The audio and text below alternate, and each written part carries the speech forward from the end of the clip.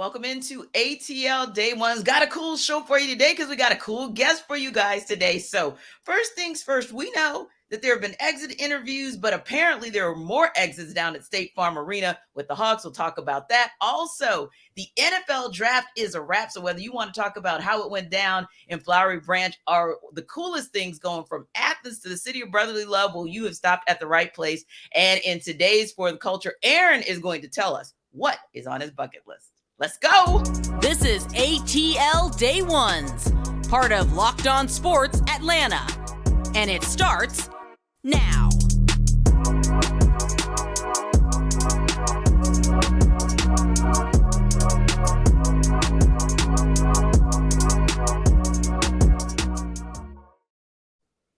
Welcome in again to Day Ones, guys. I am Tenitra Batiste, and as you can see, Jarvis is not with us today, but he will be back tomorrow, you guys. Make sure you send him thoughts and prayers. He's a little bit under the weather, but hopefully he'll be back in action tomorrow. But you guys also know this guy who's joining me today, none other than our host for Locked On Falcons here on the Locked On Sports Atlanta Network, and that is Aaron Freeman. And of course, this episode with Tenitra and Aaron of ATL Day Ones is brought to you by FanDuel Sportsbook. It is the official sportsbook of Locked On. Make every moment more. It's FanDuel.com/Locked On today to get started. Now, Aaron, we know there's still a lot of conversation about the NFL draft 2023, particularly the Falcons draft class. And you and I are going to deep dive into that in the second segment. And I'm really excited because I have the opportunity to talk to our expert himself about it. So I just can't wait to talk about that. But wanted to ask you as well, one of the cool and very intriguing things for us, of course, is always to kind of see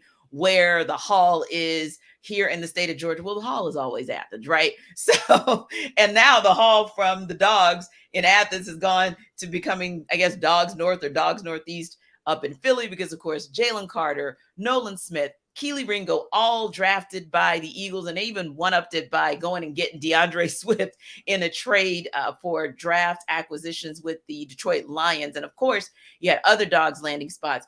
As you know, Aaron, I am always proud when they land in the other city in Pennsylvania, known as Pittsburgh. They drafted Broderick Jones, the Steelers did, Darnell Washington, Stetson Bennett, Chris Smith, Robert Beal, Warren McClendon, and Kenny McIntosh wraps it up for the Dogs this season. Once again, another draft, another Dogs haul.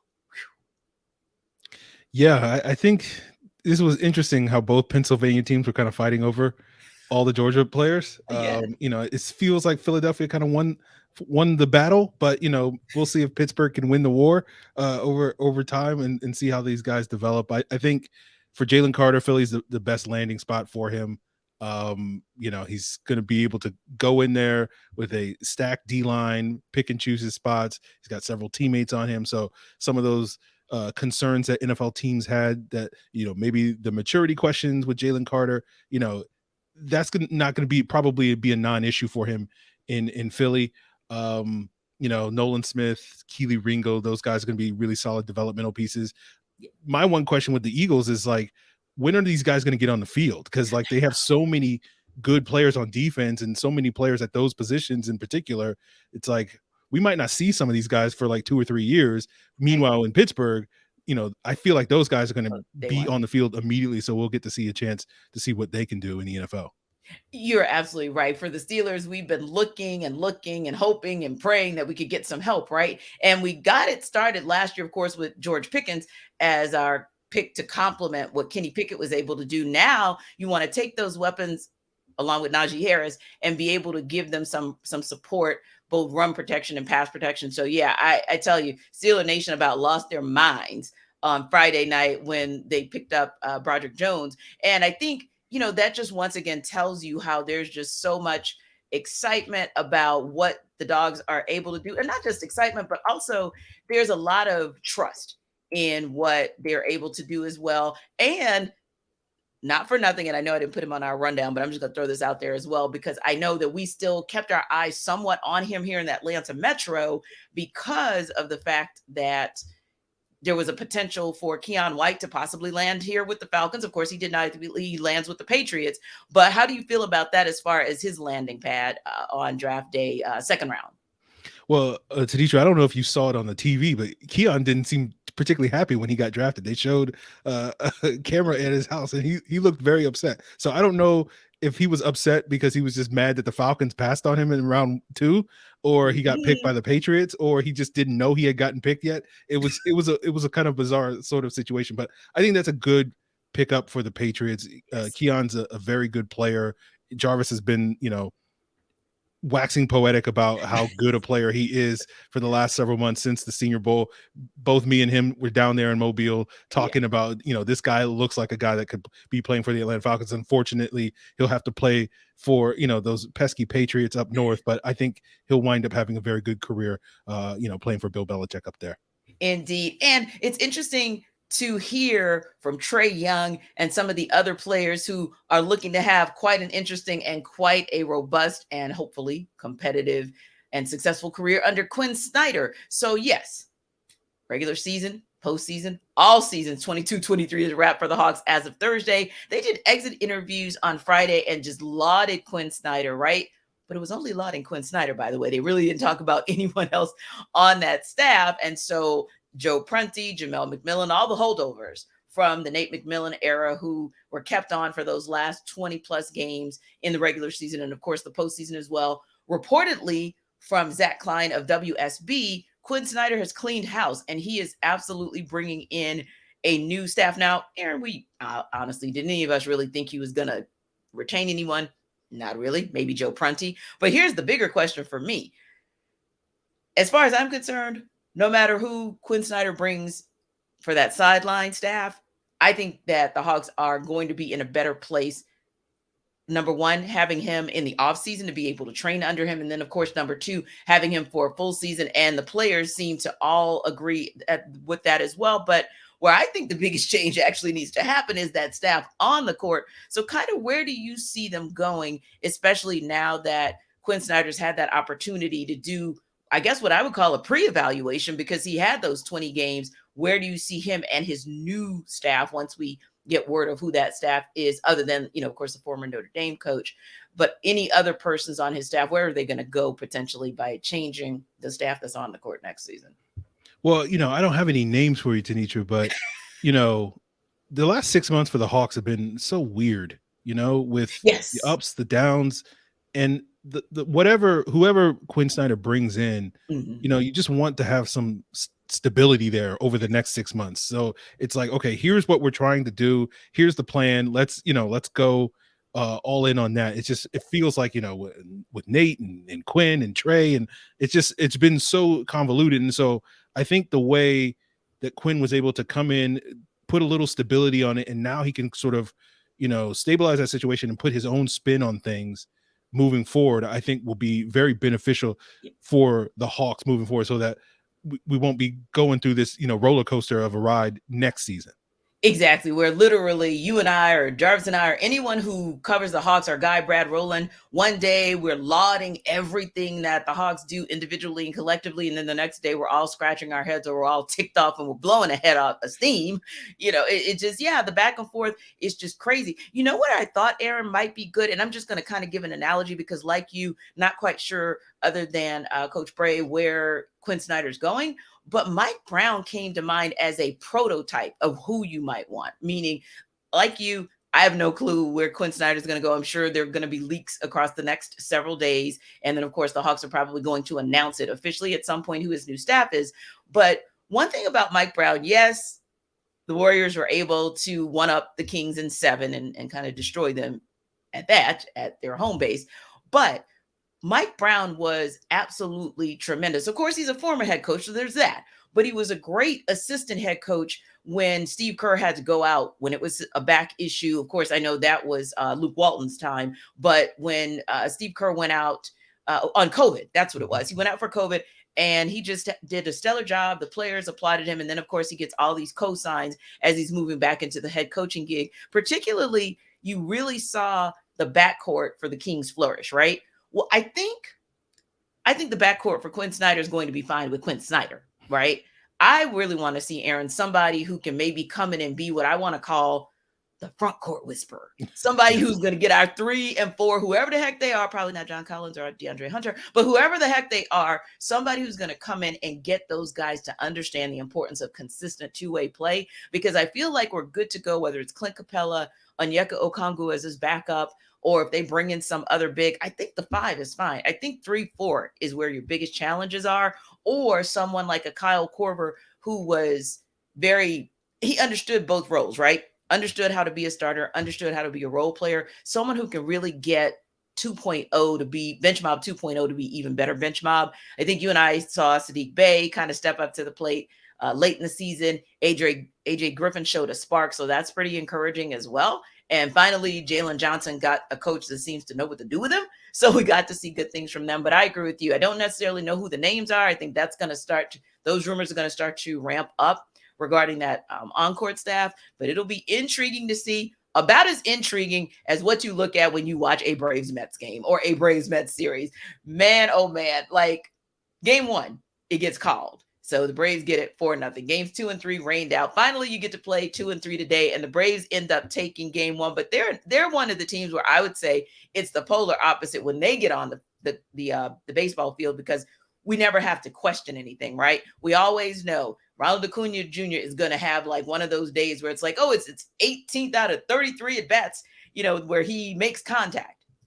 Sean Murphy hits a home run, and Spencer Strider, even though he's, a little bit shaky in the beginning, he ends up kind of settling himself down and they're good to go. Now, for me, I think that's the most exciting, most consistent team in town right now, where we know we're going to get pretty much game in, game out, right?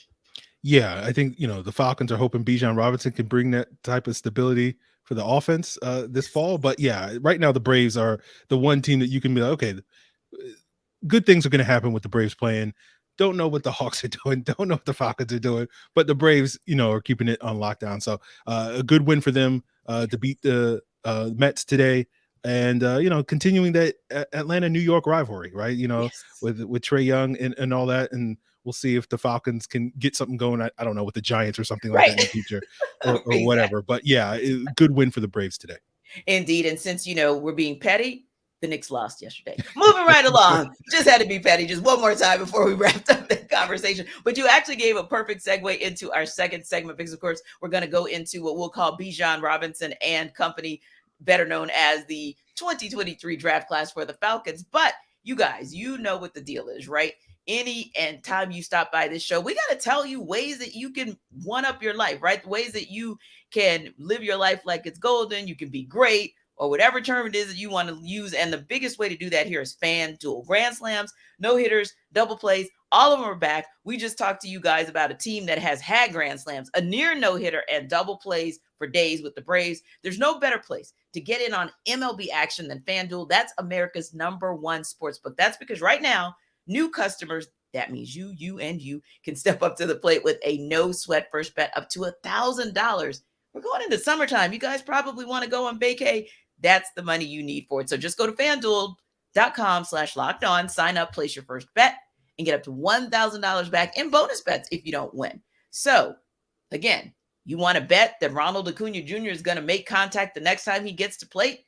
That's the thing that you want to go and bet. You want to see if Spencer Strider still keeps up at the top of the leaderboard in the majors for strikeouts. This is a place where you can make that kind of bet. So don't miss your chance to get a no sweat first bet up to $1,000 when you join FanDuel today. Just go to FanDuel.com/locked-on to sign up. And FanDuel, of course, is the official partner of Major League Baseball. Another thing that is can't miss is Aaron Freeman and his feedback on a Falcons draft. So if there's anybody, Aaron, whom I want to talk to after it's all said and done for a Falcons draft, if it's not Jarvis, it's absolutely you. So let's go right in, because I know you got thoughts. So, of course, we talked about Bijan Robinson. That's the kind of the no-brainer, because, okay, he's your first pick, and everybody kind of went up and down. To me, it got more intriguing after day 1, round 1, because you wanted to see what the Falcons were going to do. Were they actually going to try to shore up the trenches? Were they going to get a little more help in the secondary? Where exactly were they going to go? And as you know, they did go and get help 2 times over in the trenches on the offensive side, 1 time on the defensive side, and then, of course, shored up a couple guys for the secondary as well. How do you feel overall? How do you feel about this draft class for the Falcons in its entirety?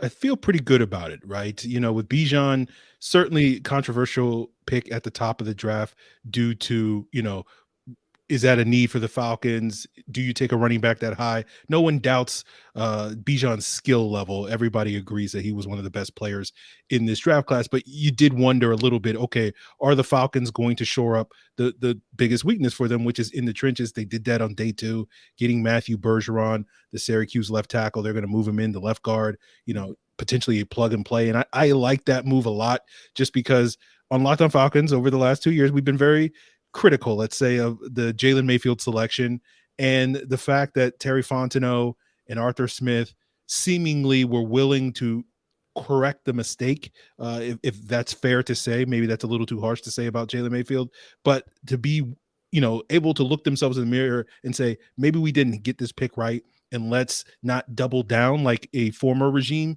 would have done for certain players, and say, oh, well, we'll figure out how to get him out of it. And I think with Bergeron, that was a great pick. And then Zach Harrison is just another massive human being. Probably the only person, on the planet that's bigger than Zach Harrison is Calais Campbell. So it's nice to have both of those guys on the Falcons D line and seeing what they can do with that group. So I really liked those 2 picks. And then I think in round 4, you got Clark Phillips, a cornerback from Utah. A lot of people thought he was going to be like a 2nd-round pick. And I think the Falcons are going to get kind of a plug-and-play starter at that nickel cornerback spot. I'm very much looking forward to the competition at that cornerback position. We know A.J. Terrell's good, but the other 2 spots are kind of up in the air with Jeff Okudah and D. Alford and Mike Hughes and now Clark Phillips in the mix. So I think that the Falcons, got a player that could come in and legitimately, jump right into the fray and be a playmaker. The fact that he had 4 pick sixes, and I think he had like 30 pass breakups in like 31 career games, which is basically he's breaking up a pass every game on average. I've never heard of a college player doing that. So if that translates to the NFL, you're going to get, a playmaker for the Atlanta Falcons in that secondary. Yeah, and I want to agree with you, of course, co-signing on in the trenches, because like you, I was screaming from the rooftops, and we had a running joke on the show, hashtag defense matters, but really hashtag defense in the trenches matters is what our mantra was. And so I was very encouraged by that. But I also had mentioned in our kind of mock draft running up to the draft opening night on Thursday was this: if by chance the Falcons either moved back in the 1st round, which would have been okay with me as well, or if they were in the 2nd round and they moved up for an O lineman, particularly left guard, let's just be honest, I was going to be good to go with that. And like you said, I was listening to Mike Johnson, who of course is on our station 92.9 The Game, and he talked about the kind of player that you look for who can make that easy move from left tackle to left guard, back to left tackle, and liked what Matthew Bergeron brings to the table. So when you hear from a guy that did it at a high level, it certainly makes you feel more encouraged, if not more confident. But there's also one more that you called out, which I love. Arthur Smith has said from day 1 that he likes competition, right? And yes, A.J. Terrell, there is no competition. You're just going to go ahead and be in the mix whenever he can't be in the mix. But that position, left corner, is shored up. But I feel like I agree with you. For right corner, yeah, Jeff Okudah may be, quote unquote, in the kind of driver's seat right now, but I still feel like that's up for grabs. I think with the departure of Isaiah Oliver, obviously you needed a nickel guy. So yeah, he can absolutely fit in that space for nickel for Clark Phillips, of course. And I know this was round 7, right? But it did make me feel a little bit better that they at least went after a safety, because I haven't really heard anybody talk about a safety. And again, yes, it's DeMarcco Hellams in the 7th round, but it's still an Alabama player. So an Alabama player in the 7th round hits a little bit different. And honestly, when we look at it, it's like, okay, well, they're not exactly stacked to the hilt at safety. So I just found it very interesting, and maybe you have a quick take on that, but that there wasn't a lot of conversation or even off-season moves, free agency moves to kind of shore up anything in the safety space, but at least they go out and get one and say, well, I mean, okay, we got a guy. We might not have a dude, but we got a guy. And so you've got, Jesse Bates the third at free safety, but it's really just Jalen Hawkins out there at strong safety. And that, I think, like I said, I don't expect necessarily DeMarcco Hellams to be better than Jalen, but I was just looking to see where they were going to start stacking depth as it relates to the safeties. Yeah, I think that makes perfect sense, because they didn't re-sign Eric Harris, and you were kind of wondering, okay, where's the depth going to come at that position? You need at least another body there. So I think DeMarcco Hellams can come in and do what Eric Harris did last year, which is play special teams. Yes. And we'll see if the Falcons, utilize a lot of 3 safety looks. Will we see a lot of, Jesse Bates and Richie Grant and Jalen Hawkins on the field at the same time, given how stacked their cornerback room seems to have gotten, maybe they can mix and match. So they'll be deep at that position. But I think DeMarcco Hellams, what I really like about him is he's bringing a different type of play style than I think you're getting from Bates and Grant and Hawkins to a certain extent. Cause DeMarcco Hellams, he just likes to hit people. He just wants to come around and just, blast people. He has no problems, filling the run lane, against a 220-pound running back or whatever, just to knock that guy out. So that type of energy, I think, is definitely welcome in that safety room. And what's been so intriguing about this draft, and the Falcons are just so young on the back end. Like the oldest players in that secondary are, Mike Hughes and Jesse Bates, and both of those guys just turned 26 a couple of months ago. So it's a young group, and it really has an opportunity to grow into a really solid unit with, time development and all that stuff as these guys add more experience. But I did like the Hellams pick because he just brings a different energy to that room. Indeed. And like you mentioned, Richie Grant definitely showed some signs, but then he got injured. So now you're kind of waiting to see how he's going to recover from that injury and going into this next season, what things are going to look like for him. Now, you already mentioned something that a lot of people have talked about, kind of like the conversation has been about the Falcons and what they did or did not do, especially in that first round. But it's kind of a two-parter before we wrap up that I wanted to ask you about. And that is kind of taking a step back. Everyone always looks at the first round, right? And they say, okay, that's the bust or boom player because you better be ready now. But when you've had the challenges that they have had at left guard, I call it left shark, like when Katy Perry performed and then left shark just was doing his own thing on the stage. Yeah. Left guard for the Falcons is like left shark at the Super Bowl. But so for me, I'm like, okay, fine. Some people may say, okay, Bijan Robinson better hit the ground running day one, or he's going to be a bust. But is there any other player that was drafted by the Falcons in this class who you say, okay, if we don't see this pay dividends right away, this is going to be a bust for me as well? Yeah, I think that left guard position is it, right? If Matthew Bergeron can't win the starting job in training camp, that's not going to be a great look. The Falcons traded up to get him because of the perception. There's been rumors coming out since the draft that the Cowboys were thinking about taking him at the end of round 1.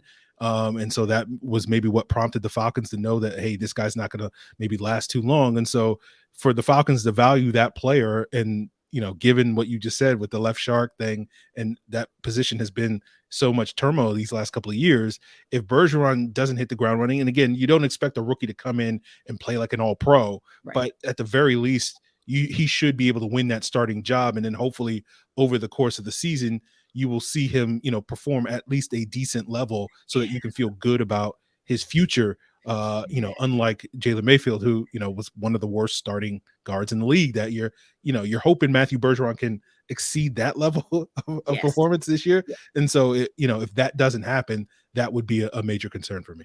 Yeah, I think that's a great point as well, because last year having Elijah Wilkinson made you at least feel like you're getting consistency and he's at least solid. You didn't need any, super great play, but you just needed somebody to be over there complimenting Jake Matthews and giving the guys some help. So yeah, that absolutely is it. And that's the same for me, Aaron. I moved past the whole Bijan Robinson controversy. And I was focused on, once that draft class rounded itself out, I want to see what Matthew Bergeron does. Like, my whole focus is on him, because I just feel like, okay, if this line can be completely shored up, if you thought Arthur Smith's scheme and strategy for running the ball last year was effective, wait until he actually gets a fully competent line. Now we're going to start talking about something. But hey, everydayers, you guys, I know, have thoughts because you tell us all the time in your comments. I'm sure you guys go and tell Aaron comments as well in his Locked on Falcons podcast comments. And of course, you guys tweet us to death. We appreciate that, because that means you're watching. So keep coming to ATL Day Ones each and every day. Keep letting us know your thoughts. And like I said, don't forget that Locked on Falcons is out there for you guys to check out, as well as support our guy Aaron with all of the great coverage that he brings to the table. You can check us out on YouTube any and at all times, and of course, anywhere else that you download your podcasts. Now, speaking of checking someone out, there's always a group or I say a group, but it could be one artist as well, who might be on your bucket list, right? So I saw a tweet earlier today about Goody Mob. They are going on tour this summer, and they're it's a small tour, if you will, but of course they're going to make a stop here, Mableton to be exact. So it's probably the amphitheater over in Mableton. They're also going to stop in Charlotte. They're going to stop in Tampa as well. So my question to you is this. I'll tell you after you answer why I'm traumatized and why this triggers me. But is Outkast the group where you say, I mean, not Outkast. See, I already told it myself. Dang. All right. So dang it, I told it myself. But is Goody Mob one of those groups where you feel like, hey, they're on my bucket list and I got to see these guys while they're back together with CeeLo in concert? Yeah, I mean, it would be great to see CeeLo and the crew back together again. But yeah, to preempt your question, Outkast is the bucket list group. Like, let's literally get the band back together one last time, and I can die a happy person at that point in time. But yeah, if Goody Mob's the appetizer, then Outkast is the entree. I know. Oh my goodness. I love that analogy. That's it right there. Because like I said, I told him myself, Jarvis knows I am still to this day triggered because when they came, you remember when they came, they did like their farewell performance weekend here in Atlanta, and I was just an intern, i.e. a non-paid intern. So just get my career started in this second act of my life, if you will. And I didn't have that kind of cash. I was like, I can't, afford to go see them or whatever. And at that time, we really didn't get a lot of like comp tickets from our sister station B103. So other people not named on this show were able to go and check it out, and they have lauded and talked about it and applauded Outkast ever since. And so, yeah, every time something like this comes out, I'm triggered. But yeah, I think I'm going to go check out Goody Mob at the Mableton Amphitheater. I'm very intrigued. I had a chance to meet those guys a couple months ago, and they're just really cool people. So I want to go and kind of see what they're talking about. And you never know. You don't know who they might try out there. Who might be a guest? So that's what I love, Aaron, about Atlanta. I don't know about you, but a lot of times if there's a concert I want to see, I usually will try to check it out here because I'm always like, okay, I don't know who they're going to bring out. Mm-hmm. I want to see who the guests are or whatever. Or, I might go to some place like Charlotte because typically you'll get some good guests in Charlotte as well. But for them, I need to see them in Mabletown because I think that's where somebody's just going to pop up on the stage and just shock all of us, right? Yeah, absolutely. Absolutely. Like I'm up in North Carolina and they just had Dreamville. And it was always like, okay, who's going to be the person that shows up? And there was always these rumors about Drake. And then Drake came through with like a whole bunch of different other people. So that's always, the surprise. You go there to see somebody. And then it's like, okay, who else is going to show up over the course of the night? That's the kind of, the dessert, I guess, to continue the analogy.